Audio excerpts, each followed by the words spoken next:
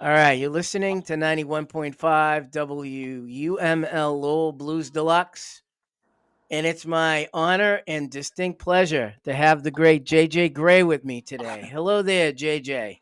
Hey, how you doing? I'm good. How are you doing? I'm doing great. I'm in the middle of a tour and it's going great. So yeah, man, life couldn't be better.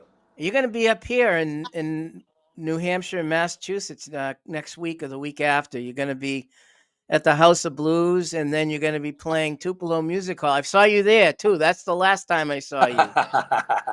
Yeah, yeah, I love it, man. The House of Blues is always, crazy, and then Tupelo Music Hall, man, that's just a whole different trip. Just like the more smaller room, but it gets buck wild, man. That's fun every Oh time. yeah. It was the last time you were there. It was Buck Wild in there. You had us all going. Come Well, on. let's go back. I mean, you haven't put a record out now in well, 8, 9 years, right? That's right. And I remember hearing some of these songs in this new album. You were doing them back 4 or 5 years ago. Some of them, I Yep. remember Seminole Wind. You were playing. You were playing Wonderland back then. Yep. Couple song, 2 or 3 Starry songs. Night. Starry Yep. Night played years ago, like 10 years ago, probably. Those are Yep. probably the three that were, weren't part of the newer crop. But yeah, that's absolutely. Um, So Old Glory came out on a different label. yep, You had that was on Provogue, yep. and then there was a lull between Provogue and you getting back with Alligator. What happened during that period of time? Nothing. I actually, after I left, Mascot, I was signed to Alligator pretty close thereafter. I just took forever, probably much to the crew at Alligator's nervousness and chagrin, and I don't blame them because it took so long to make the record. And that's only because life kind of got in the way, or not got in the way. Actually, it made everything perfect, come out perfect. But in the end, but yeah, I actually hooked up with him fairly quickly, paperwork wise, but then I was supposed to get the record done, and I kept going to get the record done, and then it just took longer than I thought. And you had a few songs ready for it. You didn't have them all. I take it, right? No, no, no. In fact, in 2016, so Old Glory came out in 2015, I think, and in 2016, I already hit the studio and recorded the music for Starry Night, Free High, and Top of the World. Already had those in the bag, but I just didn't have the lyrics and what I was going to sing for. Starry Night I had, but I didn't have the lyrics for Top of the World or Free High. I honestly, they didn't. I didn't finish those tracks in that regard until late last summer, right before I had to turn the masters into the Vance Powell mix. So I had to hurry. It just and it all came like within a week, 2 week period. All the lyrics and everything finally just showed up, and I just started recording them. Well, let me explain to the listening audience. You were pretty busy back 2015, 2016. You were doing the old Southern Soul Review with Mark Broussard after during that period of time. Yep. You were doing full shows with the Mofro band. So you were a Yep. busy guy. I don't know how you had time to write anything during that Yeah. period.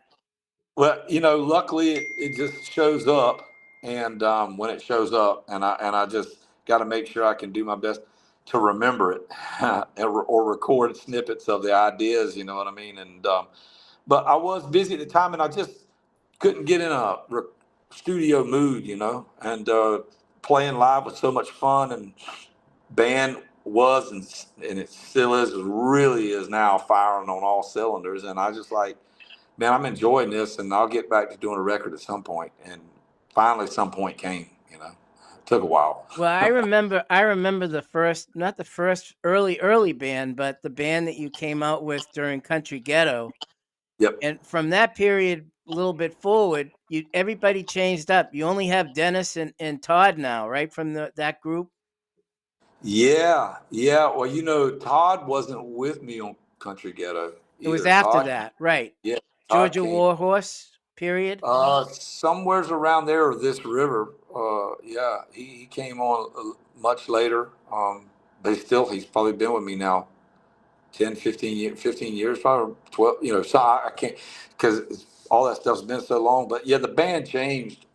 I had as you just point out, I had a pretty rigorous touring schedule, and it wasn't the greatest pay in the world for any of us, because a lot of people at at the shows back then. So sometimes it was more than some people, could take, or they got a better offer or a bigger offer, a bigger gig or something. You know what I mean? So Yep. there's so many reasons. It was never like bad blood or anything. It was just like, it's a tough thing to like. I can't wait to see what happens at the end of this tour.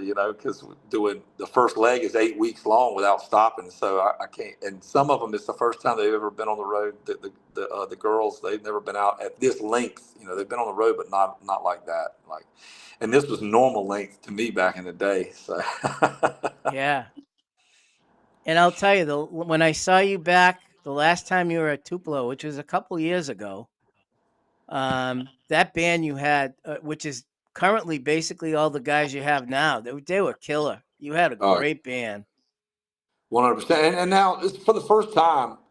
Um, Well, not the first time. At the very beginning. No, yeah, no. Honestly, yes. At the first time, apart from Todd Smalley, everybody lives in Jacksonville. So we still didn't do a bunch of rehearsing, but we did get some rehearsing done before we left, and Todd flew in. And so, and then every once in a while, the guys do a gig at the Blue Jay listening room in Jacksonville. And then I'll go up there and jam Bush and some of the other guys from the band will jam. Before long, it's a full band on this tiny stage, and we're all playing in this place. So, we got a couple of those kind of things that we do. So that always helps to keep things frosty. One of my listeners gave me a question for you, and I'm going to ask you the Yeah, question. go the ahead. The way you sing, you just let it all hang out. How do you do that and play guitar and or play harmonica? It's not easy to do both. How did you learn how to do that? Just do it. Just keep doing it. I'm not even sure I've learned how to do it. I still got plenty of work left, but yeah, man, I just got one speed, and that's full speed. And so I've tried to, I've had people say, "Hey, man, like, well, maybe you could dial it back here to help your voice." But I don't really have. That was a long time ago. I don't have vocal problems anymore. Knock on wood. But or anything like that. So I just go at it as hard as I can, no matter what it is, Night whatever. after night, you go that hard every single night. Wow. Yeah, yeah. I feel like if you just stay true and let the chips fall where they may, and just have a little bit of, you know, yeah, just like I just said, let the chips fall where they may, and let's let this be true and share an honest moment with the audience. Then you can't hurt yourself. You really can't Nope. hurt yourself. It's like playing in football. Like if you get in the zone in football, I know guys, who played it, and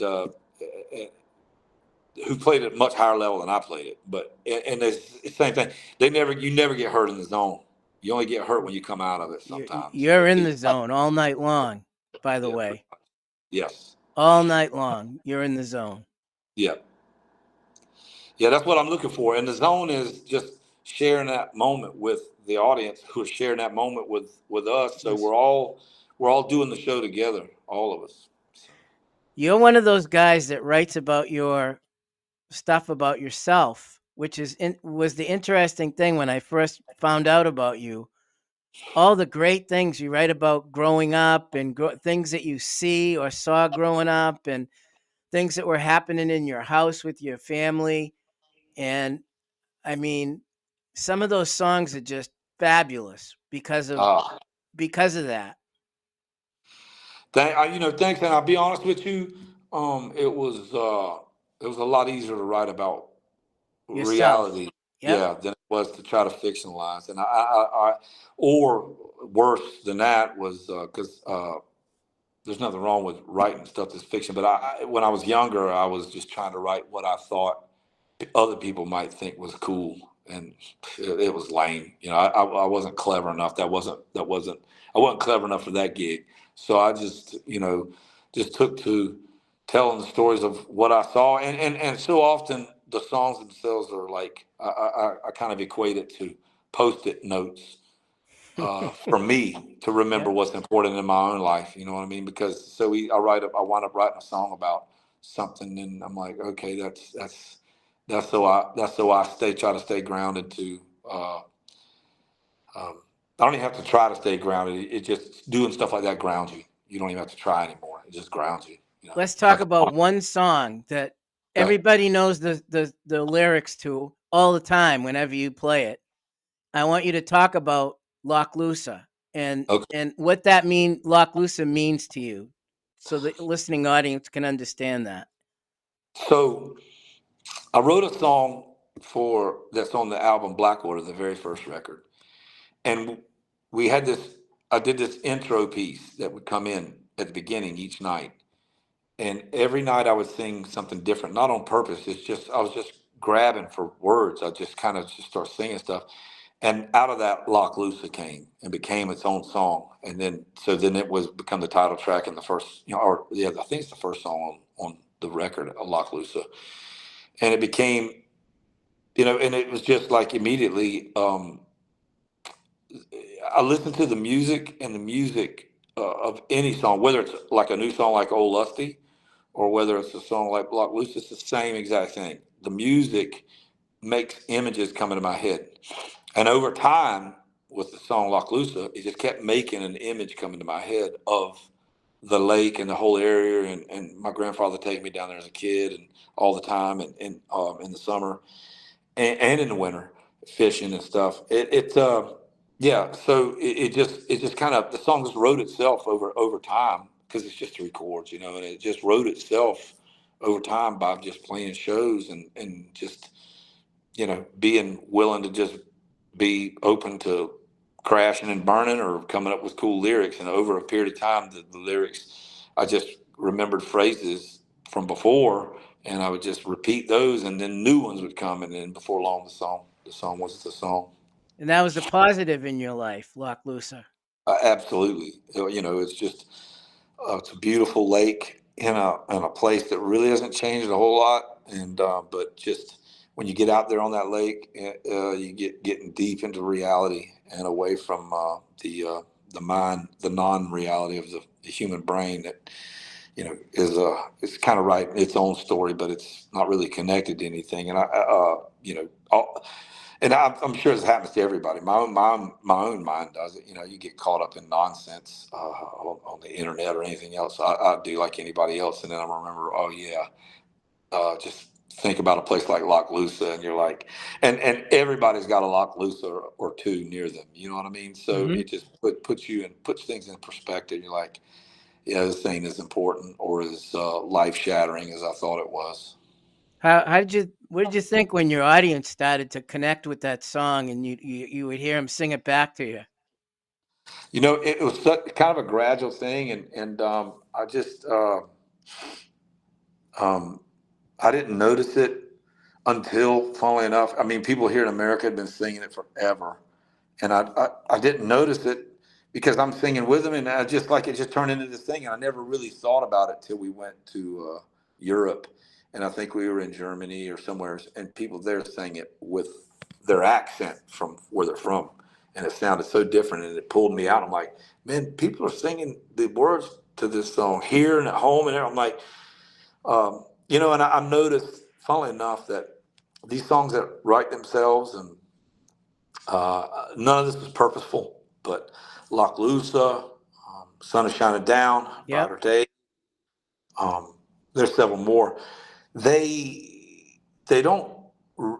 They have their own kind of cadence. They're not. They don't have like rhyming phrases or anything. They're just the Hmm. words that just came into my head when I was listening to the music, and or sometimes it's even like with Brighter Days. It was stuff that sounded like words, and then so I just kind of mumbled or whatever you want to call it. Not really mumble, but kind of scat vocal lines over it, and it almost sounds like I'm saying words, and then I would go and just, it sounds like I'm saying this, and I'd write it down no matter how. much it seemed disconnected to the previous verse. But by the end of the whole song, there's a whole story in it, and it's like, and that I didn't intend to tell, and that something, Just you came know, out, right? It just yeah, came yeah, out. yeah. There's the old saying, you know, what you will, something always emerges that was never willed. You know what I mean? When you try to will something, something else usually emerges that wasn't willed, and that's the real stuff. That's when it gets real. Well, the other one you mentioned, "Sun is Shining Down," has a backstory that you mention in your DVD Yep. on Brighter Days. You talk about, your grandparents and the last time you get to see your grandparents, and then it's a pretty emotional song. Yeah, it's you know, so we had just played a festival in Fort Lauderdale called Langerado. It was a cool, really cool festival back in the day, and we jumped in the RV and we're headed back home. You know, it's a 5 6 hour drive, and it's late in our afternoon. And suddenly, wham! I'm sitting in the passenger seat in the front of the RV. I just grabbed the guitar, uh, chord changes, lyrics, everything, all within 5 minutes, and I had no idea what it was about.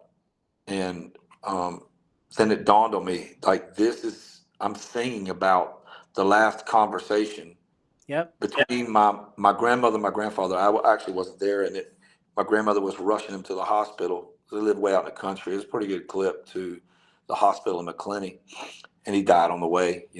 And it just, it some of that might be in it for me too.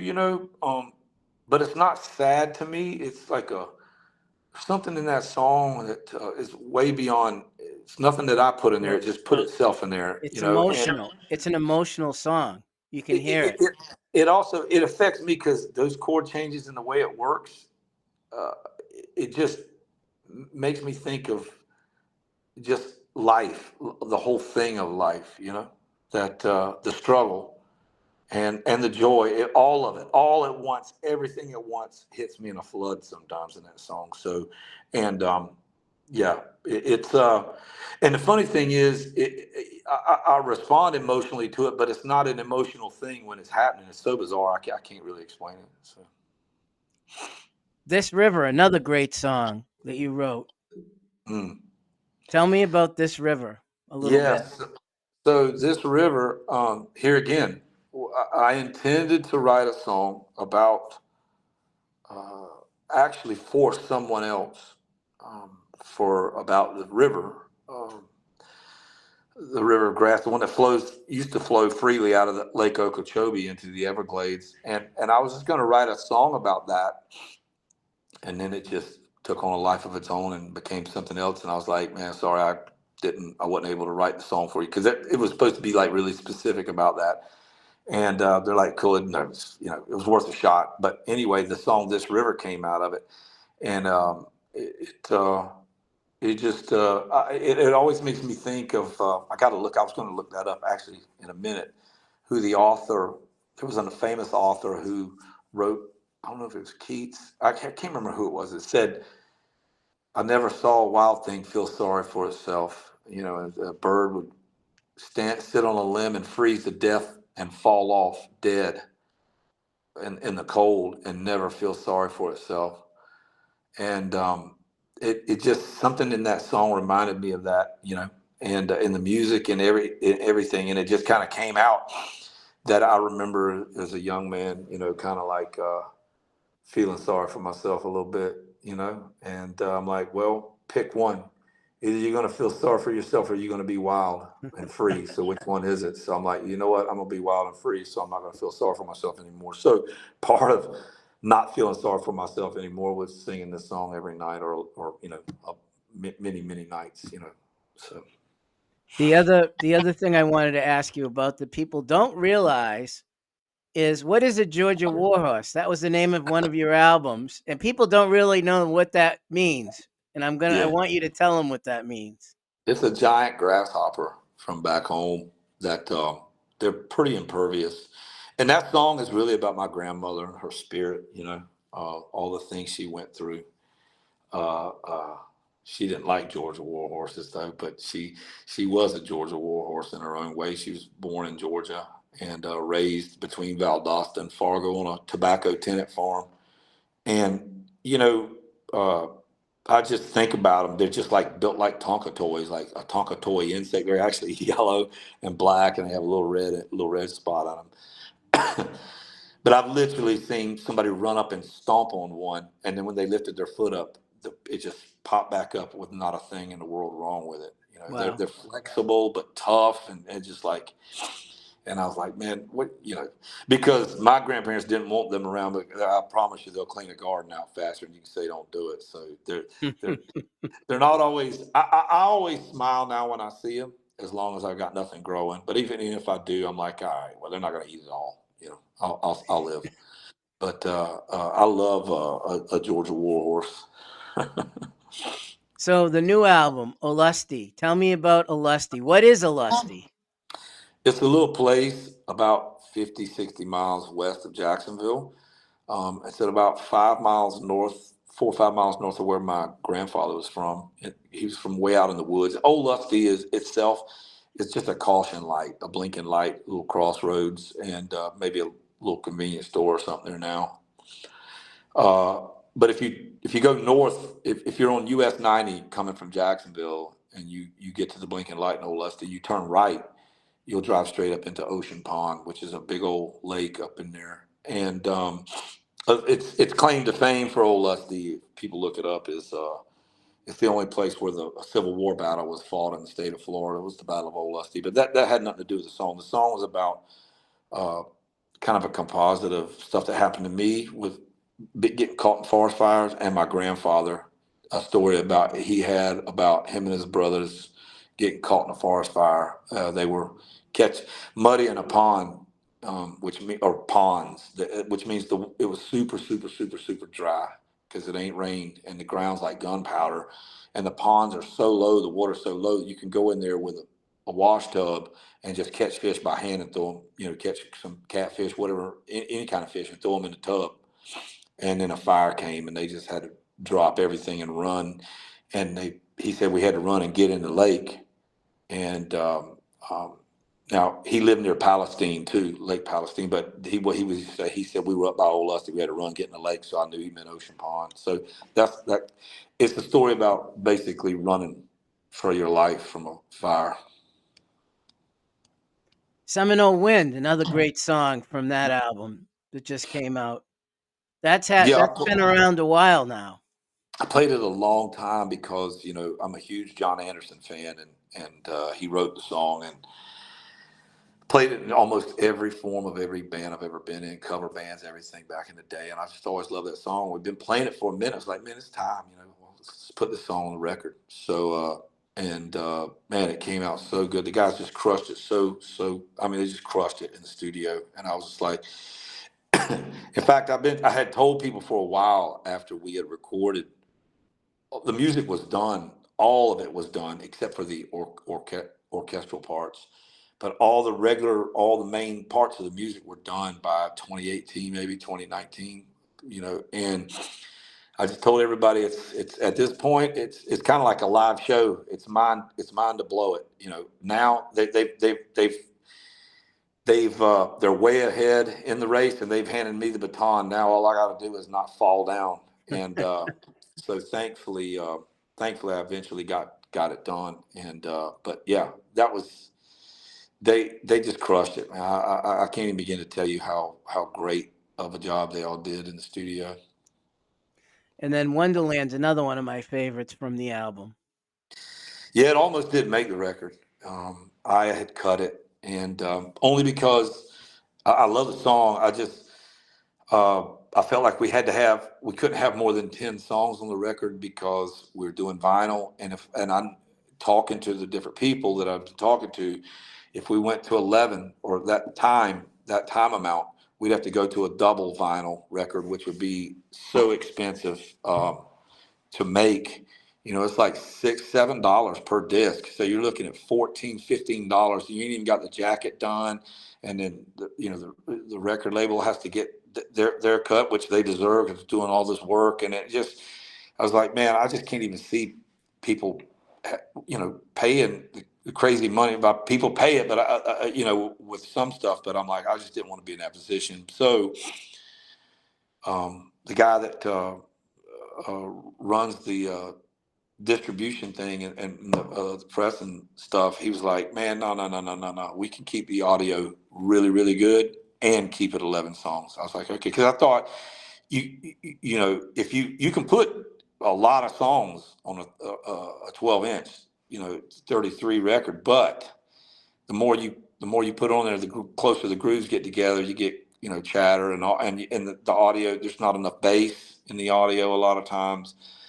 But he was like, no, you won't get any degradation. We can go from 10 to 11. You can put that song back on the record. So, and the label was really, really, really adamant. They really wanted that song, and I was like, okay, let's do it. So I'm glad they were. I'm glad they pushed back on me about that, and put it on the record.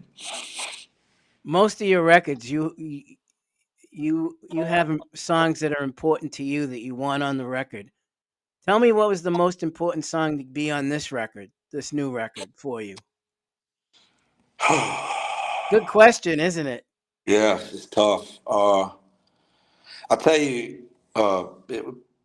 it'd be a three-way toss-up between the sea, um, um, on a breeze, and deeper than belief. Those three, I don't know. They just did something to me, you know. So and I really, really want them on the record. I just I'm just glad they got on there. You know, they made it. And my daughter actually sang background vocals on the sea and crushed it. And I was like, man, there's just something about them. They just do something to me, you know. You And mean then this? You mean the sweetest thing is what you used to say when you sang for yes, her? Remember absolutely, that? I remember that. absolutely, She absolutely. She's was 14 only little now. back then, right? Yeah, she was a little tiny thing. Now she's 14 years old. So. Incredible. And is she come touring with you at all, singing background or no? No.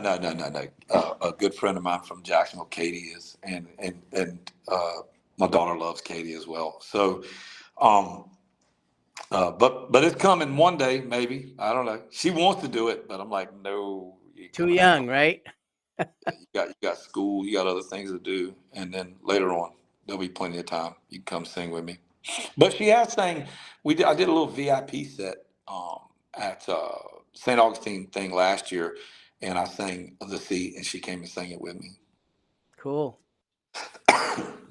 Let's talk about your bourbon or whiskey that you just introduced it last month, I think it was, right?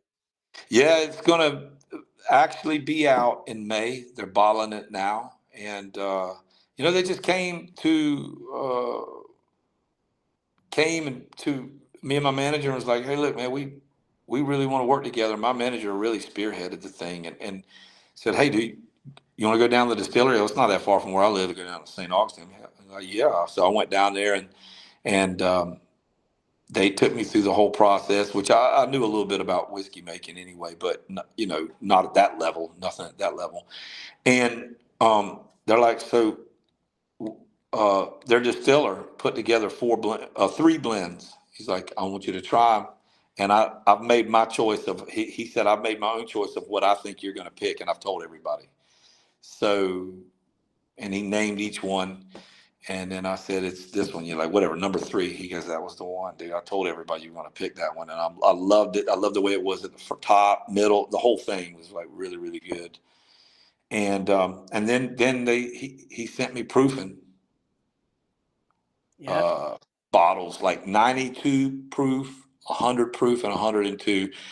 And the 102 was the best. I mean, it was had the least ethanol in it, you know, because you're not having to cut it so much, and so it's smoother. You know, a lot of people think that if it's higher proof, it's going to be hotter and burn more, but it's not. It's usually the other way around. So because like really, really good shine, moonshine, lightning, it's so smooth you can't even hardly tell you drink anything till you go fuzzy It on hits you. Yeah. it. Yeah.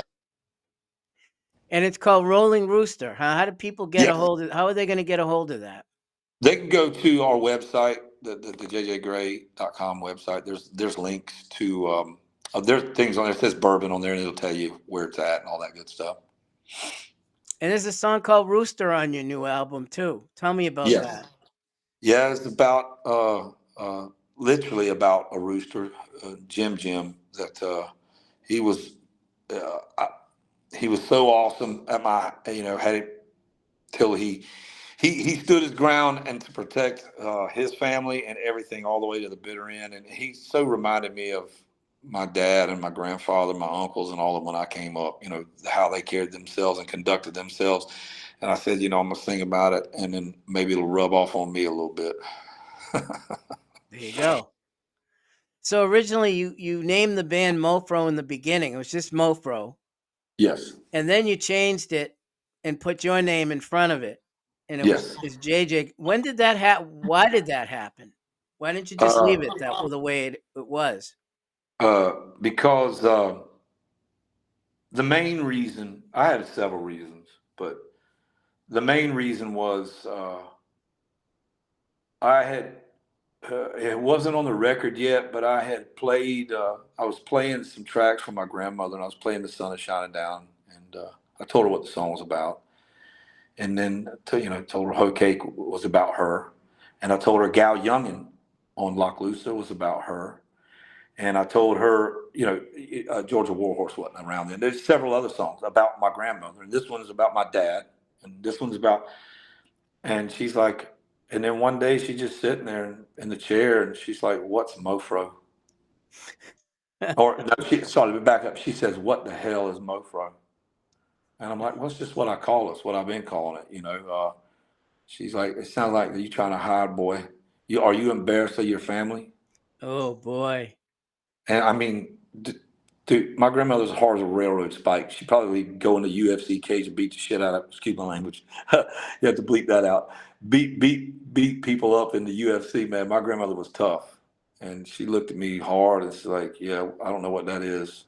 She goes, you singing about me? You singing about your grandfather? You singing about your dad? Are you embarrassed of us? Why ain't you got your name on it? She's like, Elvis had his name on it. He didn't even write his songs. And I'm like, okay. And that was it. That was right before we were putting out Country Ghetto. So I was like, you got it. So I did it. And that was the main reason. Um, and the truth of the matter was I couldn't come up with a reason why I called it Mofro, but you know, uh, It sounded good. it did sound good. But we were apart from my buddy Daryl back then. He had played with me the longest at that point. I never had a band that was Mofo. We weren't like a band of buddies that all got together and wrote these songs in a band room and played it. It just that was never part of what was going on, and hell, by the time I got to Country Ghetto, I probably had 40 or 50 different people come through the band. Between when I lived in England for 2 years, that's where I first started gigging as Mofro. Was over there, um, and in fact, yeah, and so um, when I got to that point, my grandma was like, "Okay, I don't have an honestly good answer, so I don't know that I'm hiding like what she said, but I'm just." I'll take. I get it. I got what she said. She did that. She also told me one time I looked like a bum on stage, so she made me. She's like, you go get all your shirts and bring them down here now. And I did, and she darted every one of them because they were all too big for me or my size or whatever. And then she's like, you should wear a suit like a real man, like a real Southern man, like your dad would do. If he got in front of that many people, he would be in a suit. And I'm like, you know what? Okay. So I wore a suit for a couple of years too. Suits, I should say plural, but I'm kind of just cashing it right now. Well, one other song I wanted to bring up that was a favorite of mine from the early records is Six Ways from Sunday. And Yes. and I hadn't heard you do that in a long time. And it was about maybe 4 or 5 years ago, you pulled it out and played it, and it was great. What a great song that is. Yeah, it's about, and everybody can just about relate because everybody's got at least one, two, three, who knows, family members hooked on something. You know what I mean? And so that's kind of that song was about that. Get it's for family members who can't say no yet. Eventually, you got to learn how to say. You got to learn tough love and say no. no, I ain't going past this point. So that's what that song was about. Yeah, it's a great song. It was like I'd hear you do all the other stuff from the other albums, and then someone would say to you, "Play Six Ways from Sunday," and then out of the blue, you do it, and it was great. Yeah, yeah, yeah. This band and Craig plays it really, really good on the drums, so it just makes the whole thing just really go off. We haven't played it in a while, especially working up all the stuff for the new record, but it'll get back into rotation again. That and Dirt Floor Cracker and all the Yes, great songs from the first couple records. yep, People don't realize how good some of those songs are from the first couple records until you yeah, listen to Brighter Days, the live album, and you're all over it. yes, yes. And I like to mix up everything from older. Every record, I want some tracks in there from every record. I don't really look to make sure I've represented every record, but it just turns out that way. 99% of the time, doing a set list. So Somebody Else, another favorite of mine. There's a yeah, lot of them. A lot of them. yeah, cool. I love it. 99 Shades of Crazy. Tell me about that a little quickly before we go. Yeah, I've been telling the story a little bit about that too, live, because we've been playing that live on this tour. And it, honestly, I just saw a guy talking to himself, sitting on the bus stop bench. He never get on the bus, but he would sit there forever in the day and just carry on endless conversation with no one, arguing with no one. And I'm watching him, and I'm the only one out there where I was. I was on a lumber pack, and then I just said, man, it's nuts. I hope I don't end up like that. And then I realized, well, I was talking to no one too. There was no one there. Who was I talking to? And then I realized, in a way, we're all just as crazy. So, Yeah. which makes none of us crazy. So it just makes you human. So that's the song just kind of came out of that. So the new record, you're just starting to tour with it, or have you already begun the tour? Oh no, we've already begun the tour, and it started March 5th or 6th, I think. And so we've gotten 2 weeks down, and this is the second show into the third week. So, and we got 5 more weeks to go, and it's awesome, man. It's so like I said, all I got to do is show up and not blow it. The band, everybody in it's they're just crushing it. So I'm They I'm just kill it. lucky, so lucky, blessed like that. Any other side project things like you did with the Southern Soul thing that you were doing? Do you have any um thing going with any of that stuff? Your Not solo right kind of now. stuff? Yeah, not right now. I'm just so busy with this, and so are the other guys, in Southern Soul Assembly. They're all doubling down on what they're doing for the moment. I talked to them, it's been a minute. I talked to Anders a while back when my dad died briefly, and then I talked to Mark Broussard the other day, and I talked to Luther.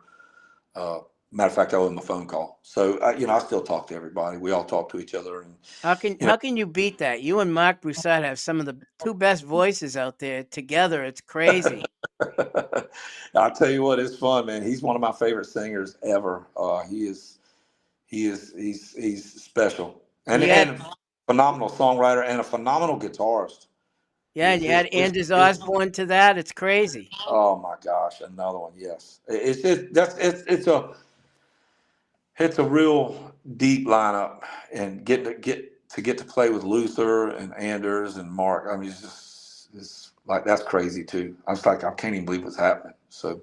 And then every so often you get Derek Trucks to come and play with you every so often if you're on the road. Yeah, yeah, or vice versa. He's in Jacksonville, the whole crew, and they're like family, and they're an inspiration musically and everything. They show a lot of people what is possible, bands what's possible musically and what's possible, like doing shows and everything. So they're like, yeah, there's somebody we all love to death, and going to play at their festival later in the summer in West Florida. Looking forward to that. So yeah, that's like these are all family, Southeast Mafia family, man. I love them all. Yeah, and Susan's from up here. Yes, she is. She is. But you know what? She's been in Jacksonville so long. She's from Jacksonville. She's from both places. Yeah, she's from Jacksonville now. But yeah. She's from both. Yeah. And it's great to see when a couple times, I think once I saw you open for them and it was crazy. That was a crazy show. Yeah, yeah, yeah. We went with them once in Europe, did a whole European thing. And honestly, I wouldn't be here if it wasn't for them. When Derek just had DTB with Todd, Todd was playing with him. I Yep. opened up for them many, many times, and opened up for Susan and her when she had her own band, separate from Derek and all that. Opened up for her many, many times, and then opened up for them when they got together and put together crazy super group they had, which is phenomenal. So, yeah, I wouldn't be here if it weren't for them. Them and a couple of bands like that, Galactic, and all these people that helped me out so much along the way, and North Mississippi All Stars. Yeah. So what are we looking forward to in the next 3 to 5 years from you, other than touring? Any more new music coming? I know you said it, you don't have time right now, but Yeah, I'm gonna get another record because I had 18 or more songs in the can for this album, and I wound up using 11, so I got 7 already. But I don't know if all 7 will make the cut. But um, I and it wasn't a question of they weren't good enough. It's just like some of them didn't fit with this particular record, or some fit better together, I should say. And and then after that, I've been working with this guy, Ronan Landa, who's did the orchestral arrangements, and ran the session with the symphony orchestra in Budapest Symphony Orchestra for this album. But before that, we were working on 22 songs to put together a book, because I want to go do a whole orchestra tour where we play with different orchestras all over the place. Maybe Boston Symphony Orchestra, anybody that we can get it done with, and go play symphony orchestra tour. And yeah, with all your songs with the symphony yes, orchestra. Wow. that's right. I've done it before back in the day, and in Jacksonville, did it 2 or 3 times, and it was one of the most. I mean, it literally almost bring tear to my eyes how huge it sounded and wonderful. And the band, all the guys now that play with me, they all have played with orchestras before, like in the orchestra. So, I just look forward to just melding it together, like just have a giant, whatever, 52 piece, 100 piece, 120 piece band and play and see what happens. Yeah, you need to record it for posterity too, so you have it. 100%. Oh yeah, that's going to happen for sure. Because if you've done it in the past and you don't really have that to show, now that you got a bigger band and you're happy with these guys, and you can get a 50 or 100-piece orchestra behind you, what a great thing to record Yeah, it'll for be nuts. posterity. Well, absolutely. I'd have to do it now. And we record every show now. Back then, it was really difficult to do something like that, but now it's fairly easy with the way equipment is now. You just plug in a laptop and basically hit record Well, on a you DAW, and just you you drop it just around. said that you record all your shows. When are we going to hear some of those? Eventually, yeah, maybe put together, find select tracks from different nights, or one whole night in by itself and put it out. But just it's coming. It's coming. We're settling in on the road, and I just want to, you know, I know we're going to record St. Augustine, the 2 nights in St. Augustine. So we'll see how it goes. Wow. And you're with Alligators again, which is good. You were Yes. with them for a long time, actually, for a Yeah. while. I only broke away for one record, and now I'm back. So that's good. And Bruce is getting involved, I guess, in your recordings again.